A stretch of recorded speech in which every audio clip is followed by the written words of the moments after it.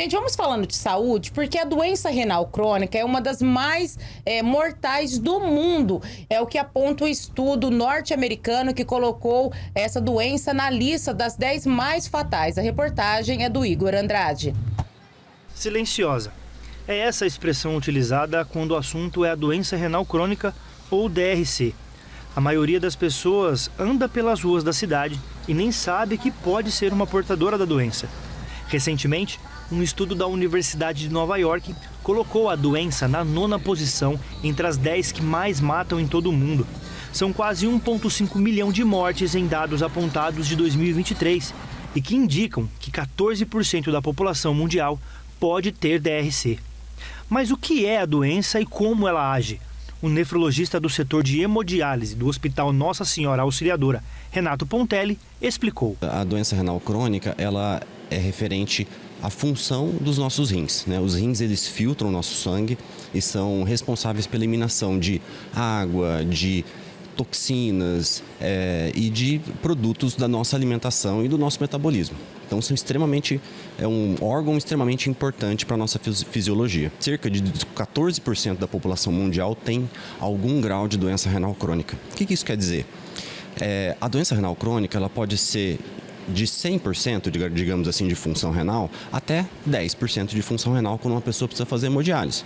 Então a gente tem alguns graus de insuficiência renal. Grau 5 quando faz hemodiálise, 4, 3A, 3B, 2 e 1. Então a maior parte dessa população nem sabe que tem doença renal crônica, ou seja, está andando por aí com 70, 80, 50% de função renal. Segundo o médico, a maioria das pessoas que não sabem que tem a doença não farão hemodiálise.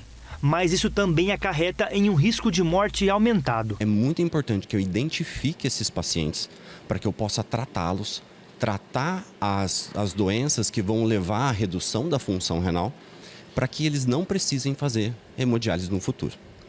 Então, as principais doenças que vão provocar essa redução da função renal são as clássicas: a hipertensão, o diabetes, a obesidade, o sedentarismo, o tabagismo e o abuso de medicamentos. Por exemplo, o abuso de anti-inflamatórios para dor, que podem reduzir a função renal de uma pessoa.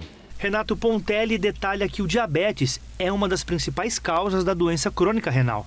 Mencionou que o uso das famosas canetas emagrecedoras é um forte combatente e ajuda a evitar que pacientes precisem de hemodiálise. Somente em Três Lagoas, mais de 8.300 pessoas sofrem com essa doença. Essas drogas, elas vieram para ficar.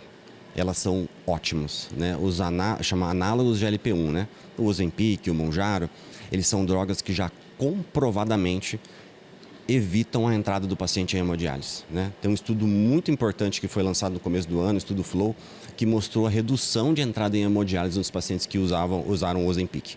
Apelidada de silenciosa, a doença pode se manifestar de várias maneiras.